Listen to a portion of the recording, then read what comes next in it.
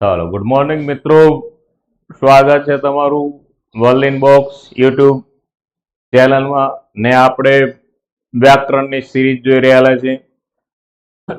તે પ્રમાણે આપણે આગળના લેક્ચરમાં મિત્રો શબ્દ સમૂહ લીધેલા છે. એ શબ્દ સમૂહ જે તમને અતિ ઉપયોગી થવાના છે આવનારી પરીક્ષામાં, એ શબ્દ સમૂહ જો તમે યોગ્ય રીતે તૈયાર કરી નાખશો તો તમારા માટે કોઈ સમસ્યા નથી. હવે ત્યાર પછીનો આપણો ટોપિક છે મિત્રો, એ છે સર્વનામ, જે અત્યારે આપણે આ લેક્ચરમાં પડીશું. હવે આ સર્વનામ છે, સામાન્ય રીતે આપણને એવું લાગે કે ભાઈ સર્વનામ એટલે આપણનો અર્થ એક આવડે છે કે સર્વનામ એટલે નામના બદલે વપરાતો શબ્દ. તો જે સંજ્ઞા છે અથવા જે નામ છે એના બદલે જે શબ્દ વપરાય છે મિત્રો, એનું નામ સર્વનામ તો છે જ, પણ એ સર્વનામ એના પણ પાછા પ્રકાર છે. અહીં આપણે સર્વનામના મિત્રો 7 પ્રકાર ભણવાના થાય છે અને પરીક્ષામાં એ પ્રકાર પૂછાય છે. તો સૌથી પહેલા તો આપણે એ જોઈએ છે કે સર્વનામ એ શું છે. તો સર્વનામ એટલે નામના બદલે વપરાતો શબ્દ, એ તો બરોબર છે, પરંતુ એ શબ્દ સર્વ એટલે બધા અને નામ એટલે નામ. જે શબ્દ બધા જ નામ માટે આપણે વાપરી શકીએ મિત્રો, એનું નામ સર્વનામ છે. કોઈ એક માટે નહીં, પછી એ સ્ત્રી હોય, પુરુષ હોય, એ યુવાન હોય, એ બાળક હોય, કે પછી વૃદ્ધ હોય, કે પછી કોઈ પશુ પંખી હોય, કે કોઈ જાનવર હોય, દરેકના માટે જે શબ્દ આપણે વાપરીએ છીએ, એના નામના બદલે વાપરીએ છીએ મિત્રો, એનું નામ સર્વનામ છે. અને એવા સર્વનામ જે આપણે જોવાના છે, એનો ઉપયોગ શું છે પહેલા એ જોઈએ, પછી એના પ્રકાર જોઈએ. તો અહીં એક વાક્ય આપેલું છે મિત્રો, એને તમે ધ્યાનથી જુઓ. એક વાક્ય છે આપણી સામે, એ વાક્યને તમે પહેલા ધ્યાનથી જુઓ, એ શું કહેવા માંગે છે, એની અંદર એનો કેવો ઉપયોગ થયો, એ બધી બાબત આપણે જોવાની છે. કે એક વાક્ય આપેલું છે કે ખરેખર તો રમેશ દોષિત હતો, પણ રમેશ માનતો હતો રમેશ દોષી નથી. રમેશની જાત પ્રત્યે ખોટું અભિમાન હતું. તમે વિચારો કે આ વાક્યની અંદર કર્તા રમેશ છે, જે નામ છે, જેના વિશે કહેવાયેલું છે, તો એનું નામ કેટલી વખત અહીં આવ્યું છે? તો રમેશ ખરેખર દોષી હતો, પણ રમેશ માનતો ન હતો, રમેશ દોષી નથી, રમેશની જાત પ્રત્યે એને ખોટું અભિમાન હતું. આ જગ્યાએ રમેશ રમેશ વારંવાર આવે તો આ વાક્ય કેવું લાગે? બેહુદું લાગે. આ વાક્ય યોગ્ય નથી મિત્રો, આ વાક્ય આપણને યોગ્ય નથી દેખાતું. આ વાક્ય બેહુદું છે, આ વાક્ય છે એનો કોઈ અર્થ નથી થતો, આ વાક્યનો કોઈ મીનિંગ નથી થતો.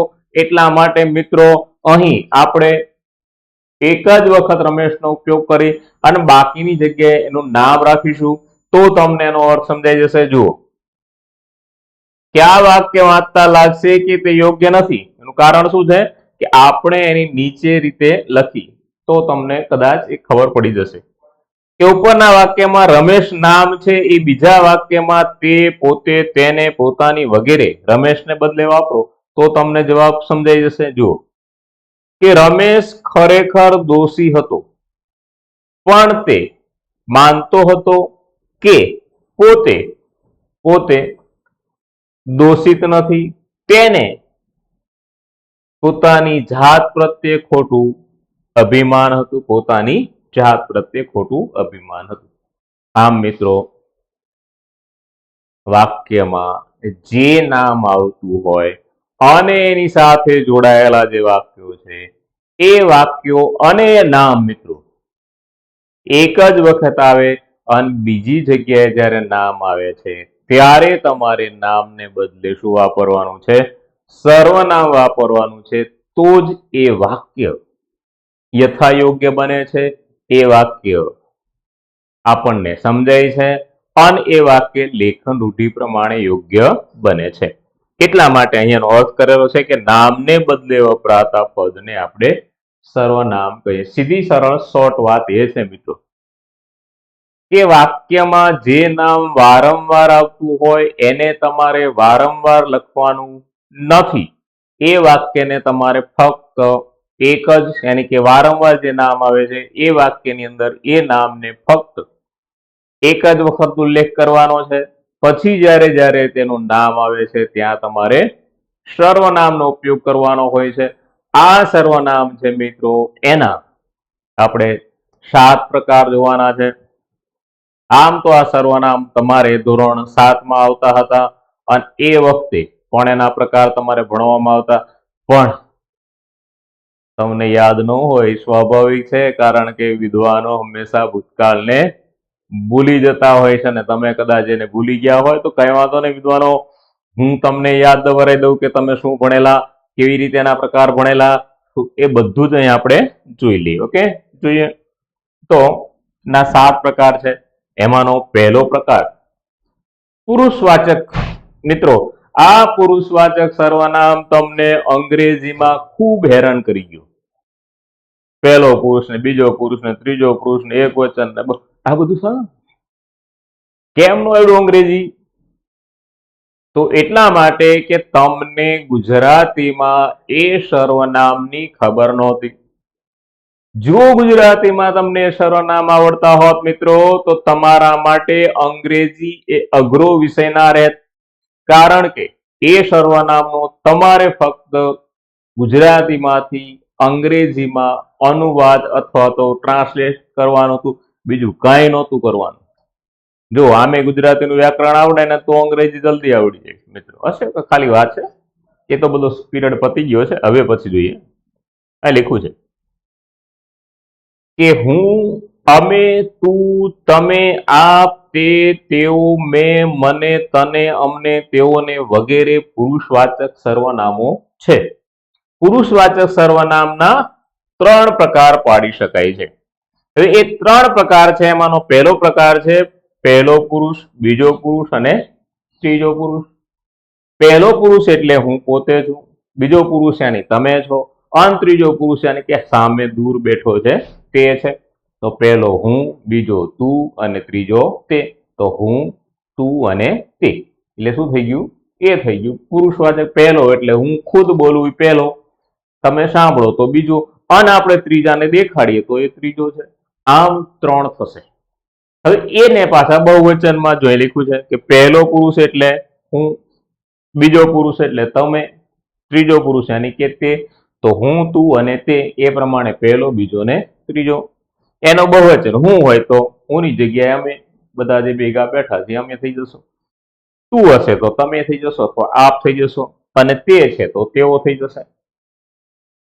પહેલો પુરુષ હું છું એ એક વચન છે, અમે છીએ બહુવચન છે, બીજો પુરુષ એ તું છો અને બહુવચન એટલે તમે અથવા આપ છો, ત્રીજો પુરુષ યાની કે તે છે અને તેઓ છે એ બહુવચન છે.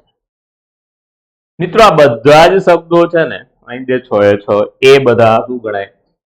પુરુષવાચક જ સર્વનામ ગણાય.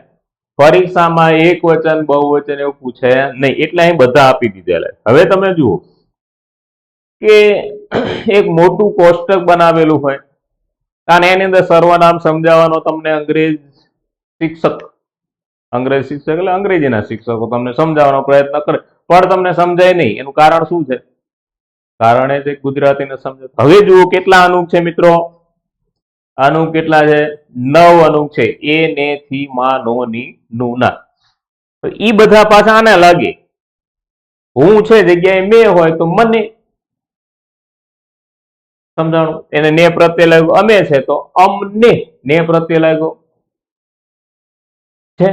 તું છે તો તમે અથવા તમને છે તો એ પ્રત્યય એને લાગે છે કે તમને. તે તો તેઓને. આમ અહીંયા અમે, તમે, તેઓ, મેં, તને એ બધા પ્રત્યે ને પ્રત્યે કોને લાગે છે? તો કે ને પ્રત્યે છે એ પુરુષવાચક સર્વનામને લાગી છે. અથવા તો અહીં અમે છે તો અમારા વડે, તમે છે તો તમારા વડે, તમારાથી, તમારા દ્વારા, એવા પ્રત્યયો લાગીને પણ તે સર્વનામ થઈ શકે છે. પણ અહીં આપણે આ રીતે યાદ રાખવાનું કે હું એક વચન પહેલો પુરુષ છે, અમે બહુવચન પહેલો પુરુષ છે, તું એટલે બીજો પુરુષ છો, અને તે એટલે ત્રીજો પુરુષ છો. તું એનું બહુવચન તમે અને આપ છો, તેનું બહુવચન તેઓ છે.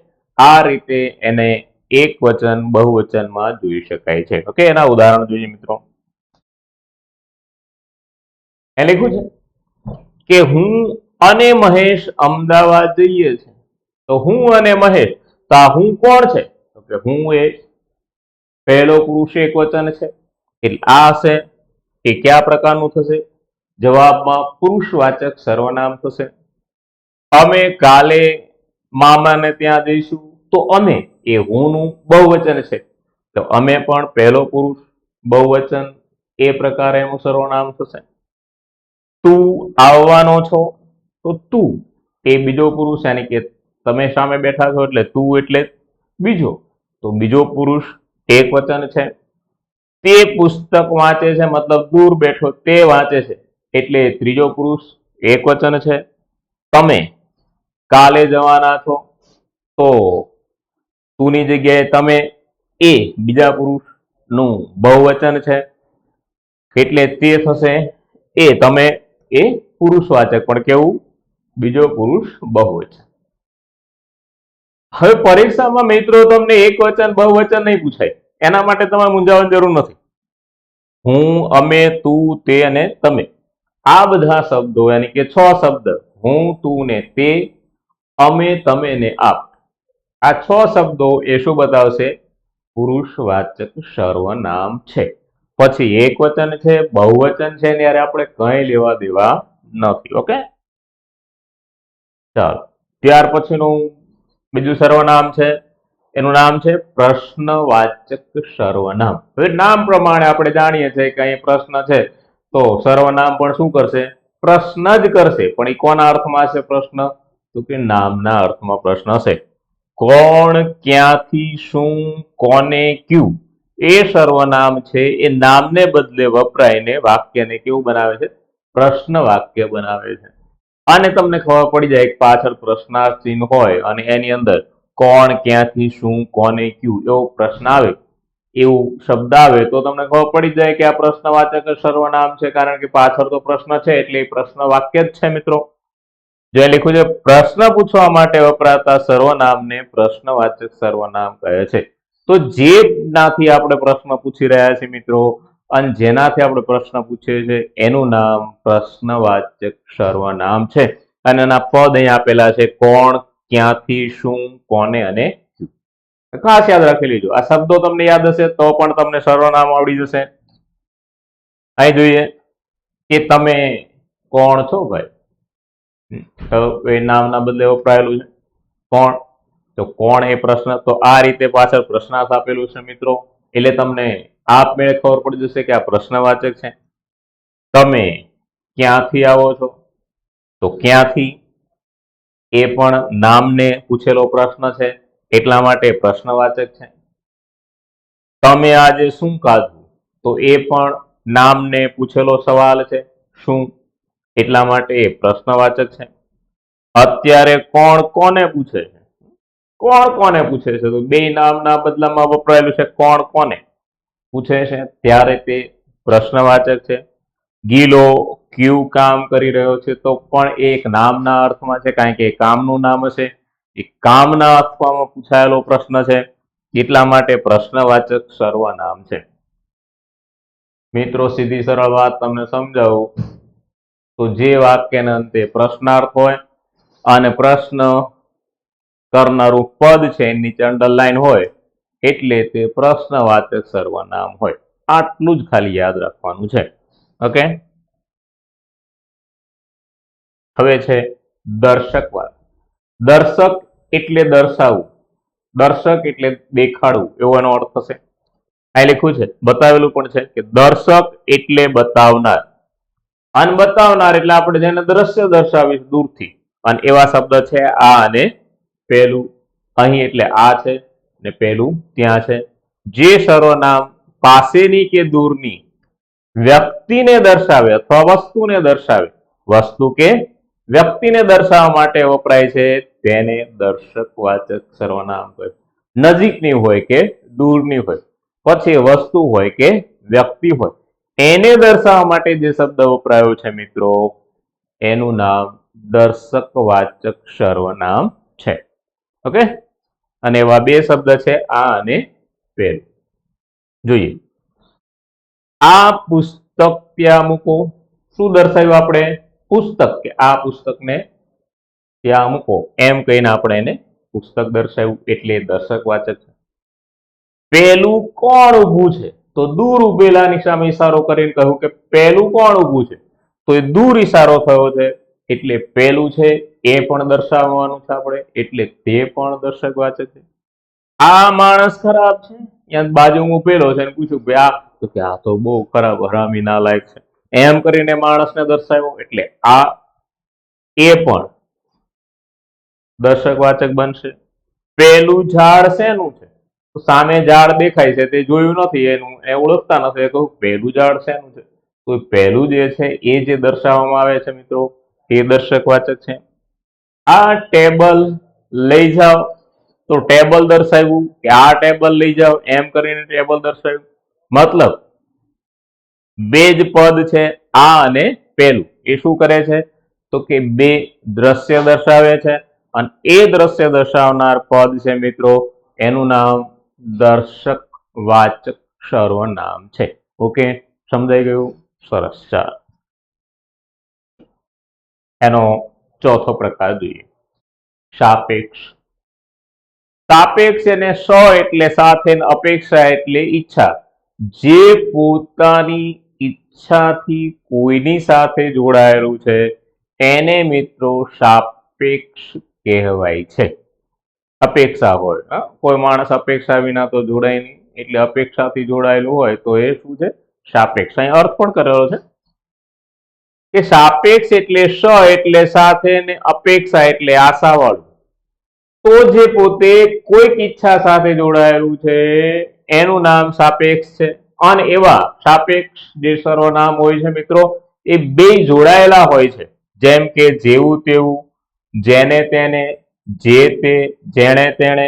એ સર્વનામો જોડકા સર્વનામ છે, એકબીજા સાથે અપેક્ષાથી જોડાયેલા છે, કે એક છે તો બીજાની કલ્પના કરી શકાય છે, એમ એ એકબીજા અપેક્ષાથી જોડાયેલા છે, એટલે મિત્રો આપણે એને સાપેક્ષવાચક કહીશું. સાપેક્ષ ખબર પડી ગઈ? સ એટલે સાથે, અપેક્ષા એટલે આશા અથવા ઈચ્છા.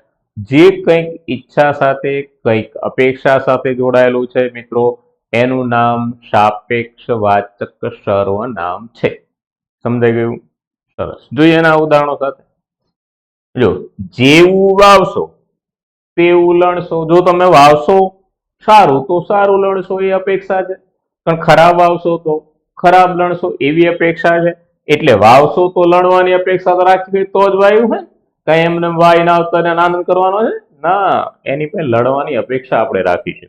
તો કે અપેક્ષા છે કે જેવું વાવશો તેવું લણશો. જેને રામ રાખે તેને કોણ ચાખે? હવે જેનો રખેવાળ જ ભગવાન હોય, સીધી વાત છે કે એને કોઈ નુકસાન થાય જ નહીં.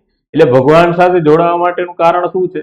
તો કે પોતાની રક્ષા કરવાનું છે, ભગવાન એની રક્ષા કરશે, એ અપેક્ષાથી તે જોડાયેલો છે. એટલે જેને રામ રાખે તેને કોણ ચાખે, મતલબ જેને અને તેને.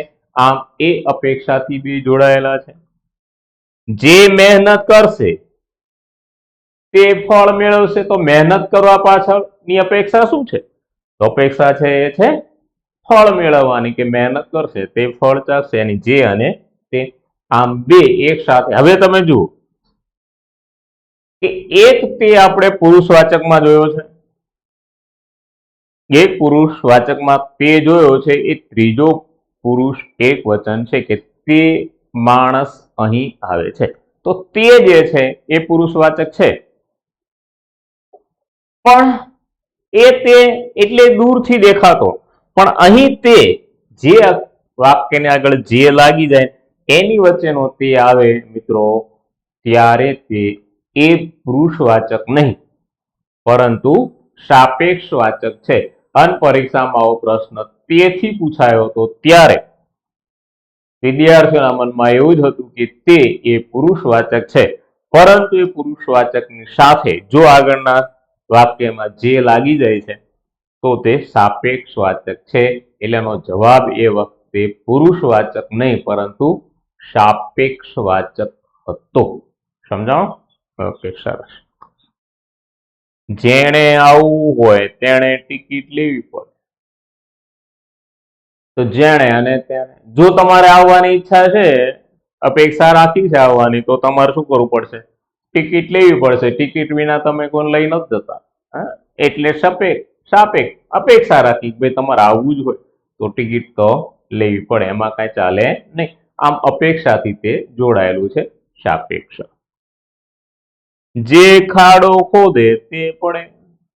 અપેક્ષા છે કે તમે ખાડો ગાળ્યો છે તો તમે પડશો, કારણ કે જે ખોદે તે પડે. એટલે કે જે ક્રિયા કરે છે એને જેનું ફળ મળે છે એની અપેક્ષાને નો રાખી હોય તોય અપેક્ષા જોડાઈ જાય કે ખાડો ખોદો તો પડો જ, તે સીધી વાત છે. બીજા પછી પડે પણ આપણે પહેલા પડે.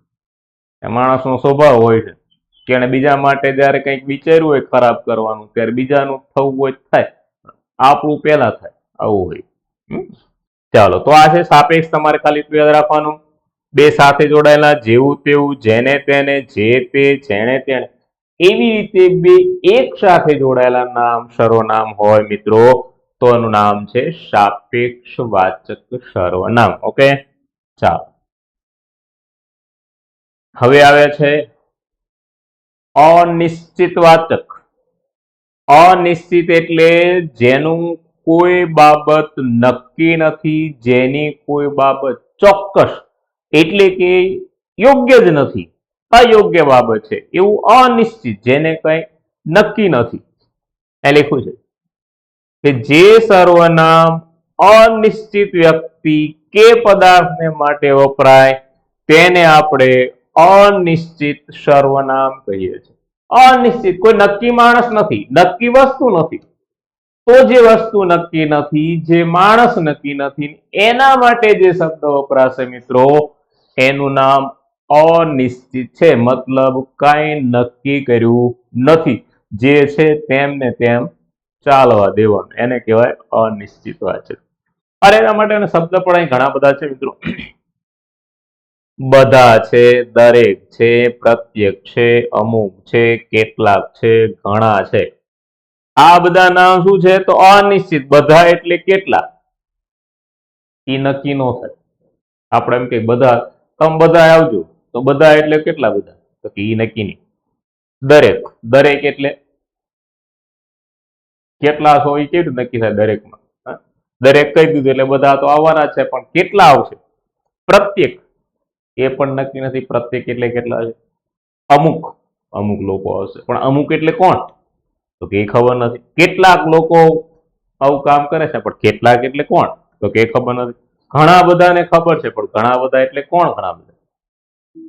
જે નામ નક્કી નથી, જે નામ નિશ્ચિત નથી, એના માટે વપરાયેલો શબ્દ મિત્રો જેનું નામ છે અનિશ્ચિતવાચક સર્વનામ. કારણ એવા સર્વનામ અહીં આપણે ઉદાહરણથી જોઈએ મિત્રો. કોઈ તો કઈ બોલો.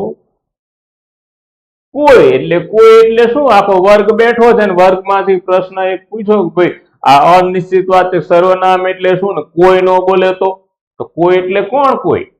એના માટે નક્કી નથી કે ભાઈ મહેશ એ બોલ, મહેશ બોલશે એવું કહીશું તો શું થઈ જશે?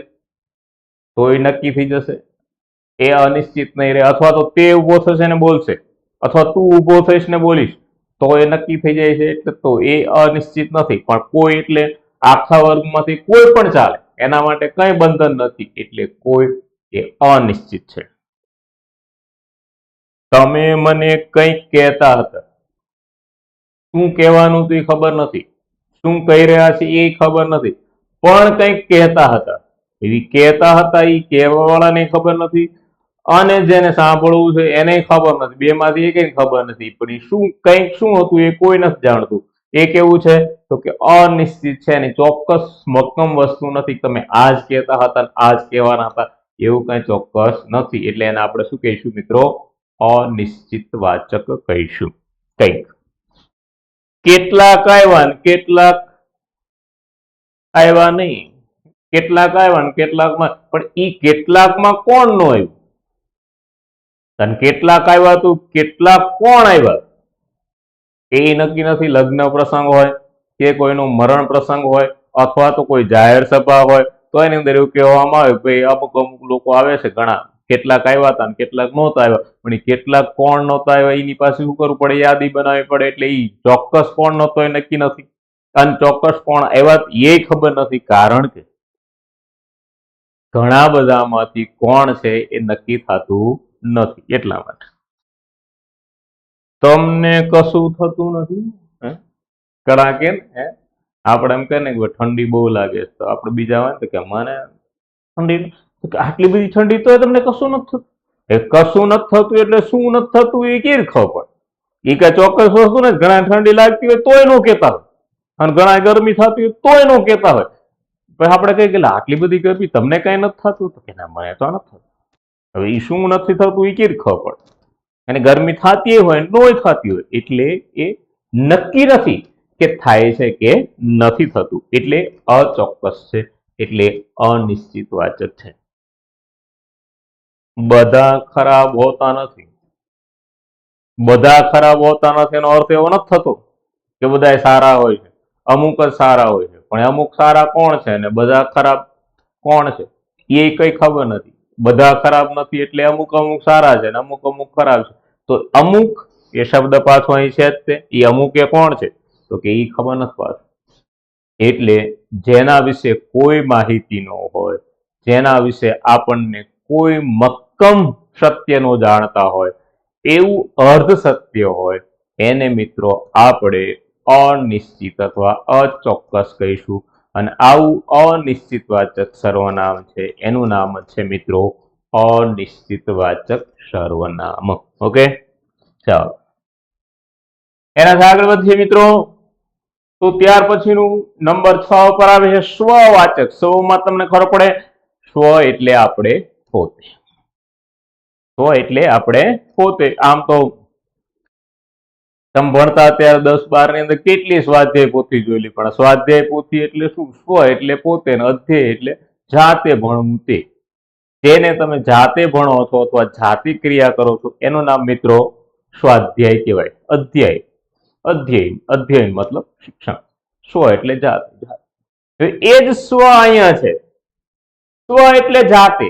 જાતે એટલે પોતાની ઉપર જે આવે છે.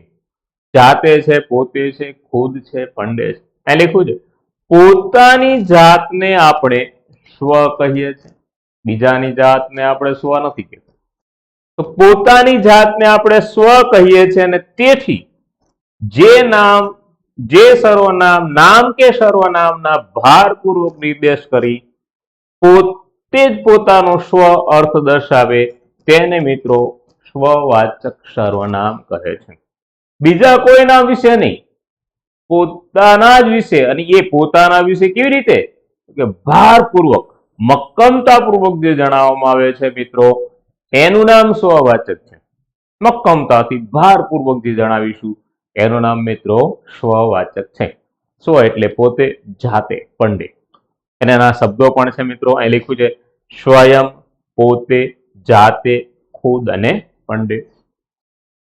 પોતાના માટે વપરાયેલું છે, પોતાના સ્વયં માટે વપરાયેલું છે, પોતાની જાત માટે વપરાયું છે, પોતાના ખુદ માટે વપરાયું છે, પોતાના પંડ માટે વપરાયું છે. એટલે સ્વયં, પોતે, જાતે, ખુદ અને પંડે આવા જે સર્વનામ છે જે પોતાના જ માટે વપરાય છે એનું નામ મિત્રો સ્વવાચક સર્વનામ છે. જો હું ખુદ ત્યાં હાજર હતો. હવે ખુદ નીચે અંડરલાઈન હોય છે, ત્યાં લખ્યું છે ખુદ. હું ખુદ એટલે હું પોતે જ ત્યાં હાજર હતો, એટલે હું સ્વયં હાજર હતો એવો અર્થ. જો હું નીચે અંડરલાઈન હોત મિત્રો તો પુરુષવાચક હોત, પણ એ ખુદ નીચે અંડરલાઈન હોય તો ખુદ એટલે પોતાની જાત માટે છે, એટલે સ્વ છે. ઘણાને એવું થાય કે હું પણ પોતાની જાત માટે જ વપરાય ને, તો એ વાત સાચી તમારી, પોતાની જાત માટે જ વપરાય, પણ એ ભારપૂર્વક નથી. અહીં શું લખ્યું છે કે ભારપૂર્વક નિર્દેશ કરે છે. હું જઈ રહ્યો હતો તો એ ભારપૂર્વક નથી, એ જતો હોય નહીં જતો હોય, પણ હું ખુદ એટલે હું હતો જ એવું ભારપૂર્વક જણાવવામાં આવે. એટલા માટે તે સ્વ છે જેની અંદર ભાર છે, મક્કમતા છે, એટલા માટે તે સ્વ છે. તમે પોતે જ ત્યાં હાજર હતા. કોઈ પૂછે કે ભાઈ, પોલીસ વાળાએ પૂછ્યું કે ભાઈ આ ઘટના ઘટી ત્યારે તમે ત્યાં હતા, તો આપણે કહીએ કે હા, પણ હું પોતે ત્યાં હાજર હતો, મતલબ ભારપૂર્વક કહ્યું કે હા હું હતો જ, એવું પોતાની જાતથી આને નક્કી કર્યું, એટલા માટે તે સ્વ છે. પણ તમે નીચે અંડરલાઈન હોત મિત્રો, તો એ પુરુષવાચકમાં બહુવચન પુરુષ, બીજો પુરુષ બહુવચન થઈ જાત. પણ અહીં આપણને પોતે નીચે આપેલું છે, એટલા માટે તે મિત્રો સ્વવાચક થઈ જાય છે. ઓકે, અમે પંડે જ ભૂલ કરી છે, બીજા કોઈ નથી કરી. સ્વીકાર્યું, તમે પંડે જ, મેં ભૂલ કરેલી. આમ પોતાના માટે ભારપૂર્વક જણાવ્યું, એટલા માટે તે સ્વ છે. અને અમે મિત્રો, જો અમે નીચે અંડરલાઈન હોત તો અમે એ પહેલો પુરુષ બહુવચન થઈ જાત, પણ અહીં પંડે નીચે છે એટલે પોતાની જાત માટે ભારપૂર્વક કહેવાયું છે, એટલા માટે તે સ્વવાચક છે. બધા કામ જાતે જ કરવા, અહીં જ છે ભારવાચક નિપાત છે, અહીં પણ જ ભારવાચક નિપાત છે. એ ભારવાચક નિપાત એટલા માટે આપેલો છે કે પોતાની વાતને એને કેવી રીતે રજૂ કરવાની છે, ભારપૂર્વક રજૂ કરવાની છે. તો બધા કામ જાતે જ કરવા, કોઈની પાસે ન કરાવવા, જાતે જ કરવા એવો ભાર આપેલો છે, એટલે જાતે. હું સ્વયં નિયમ પાળું છું. જો બીજા કોઈ નિયમ પાળે કે ન પાળે, પણ હું તો નિયમ પાળું જ છું એવું ભારપૂર્વક જણાવ્યું.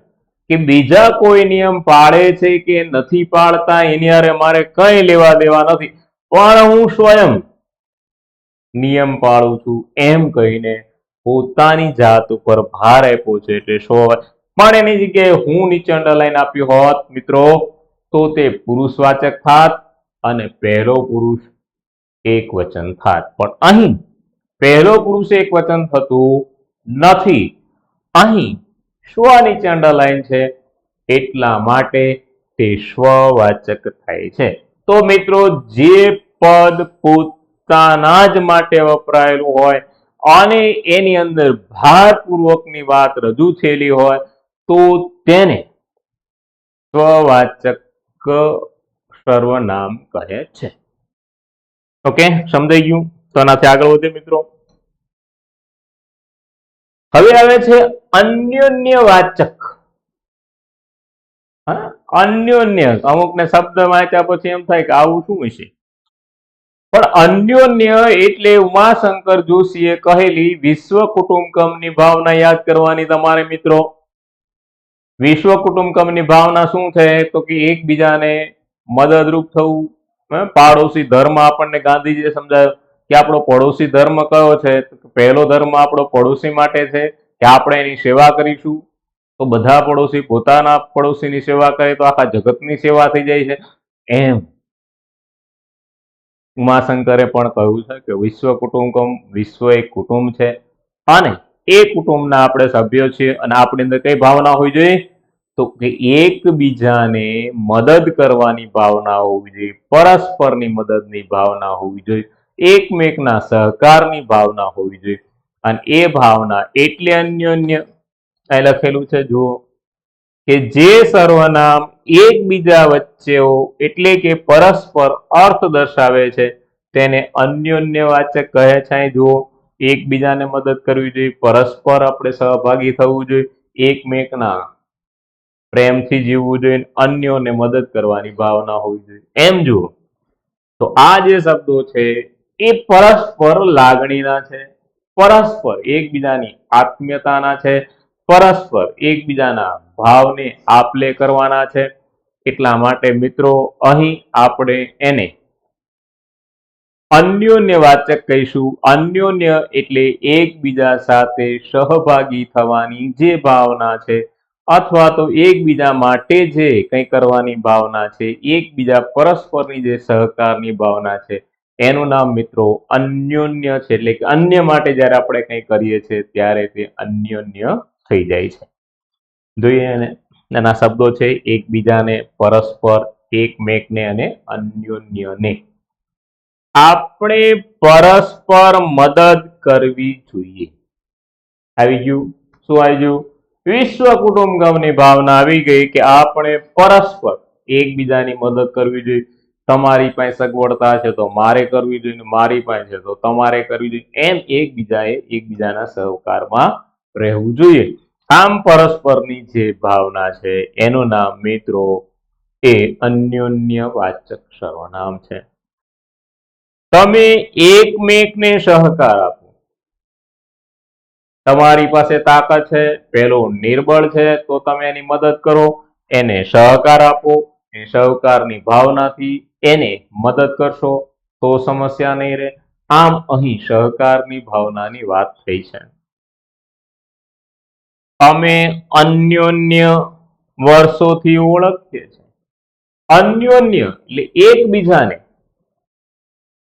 અન્ય છે એટલે બે પારકા છે, પણ બે પારકા ભેગા થઈ અને બે મિત્ર બની ગયા, સંબંધી બની ગયા, એટલે એકબીજાને ઓળખ. બધાનો અર્થ તો એક જ થાય, એકબીજાને આ બધી એકબીજાને એવો જ અર્થ થાય.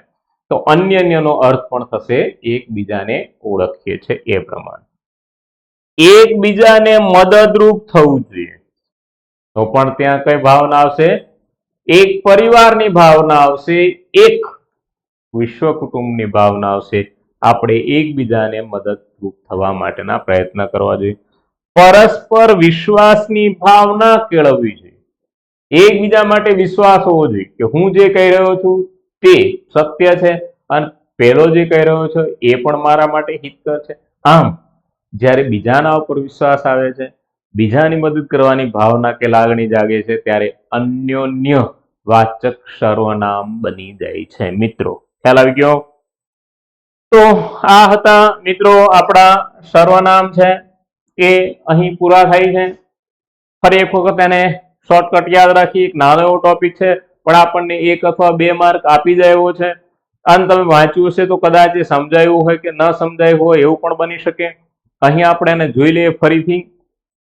તો સૌથી પહેલા આપણે જોયેલું મિત્રો એને એક વખત રિવિઝનની અંદર પણ રિવિઝન કરીએ જેથી કરીને આપણને જલ્દી સમજાઈ જાય, જલ્દી આપણને આવડી જાય. સૌથી પહેલા પ્રશ્નવાચક છે, સૌથી પહેલા પુરુષવાચક છે. અનપુરુષવાચક જે છે એની અંદર મિત્રો 3 પ્રકારના પુરુષ છે. પહેલો પુરુષ હું, એકવચન, બહુવચન અમે. બીજો પુરુષ તું, તમે અને આપ બહુવચન. ત્રીજો પુરુષ તે અને બહુવચનમાં તેઓ. એવી રીતે આ પુરુષવાચક થઈ ગયું. પ્રશ્નવાચક છે તો જે વાક્યના અંતે પ્રશ્નાર્થ છે અને પ્રશ્નસૂચક જે કંઈ શબ્દો છે એની નીચે અંડરલાઈન છે મિત્રો, તો તે પ્રશ્નવાચક સર્વનામ છે. દર્શકવાચક જે સામેનું દ્રશ્ય, નજીકનું અથવા દૂરનું દર્શાવે છે, એના માટેના 2 શબ્દ આપણે યાદ રાખીશું. આ અને પહેલું, એટલે તે દર્શકવાચક બની જશે. સાપેક્ષ એકબીજા અપેક્ષાથી, આશાથી જોડાયેલા છે, મતલબ 2 સર્વનામ સાથે જોડાયેલા હોય તો તે સાપેક્ષવાચક છે. જેમ કે જેવું તેવું, જેને તેને, જે તે, જેણે તેણે, એવા જે એકબીજા સાથે જોડાયેલા છે તે મિત્રો સાપેક્ષવાચક છે.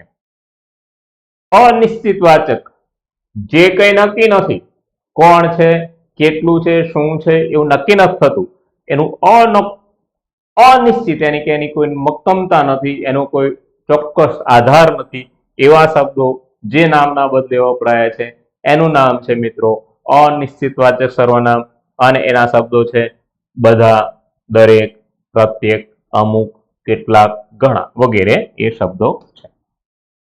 સ્વવાચક પોતાની જાત માટે અને એ પાછું ભારપૂર્વક કહેવાયેલું હોય ત્યારે તે સ્વવાચક બને છે.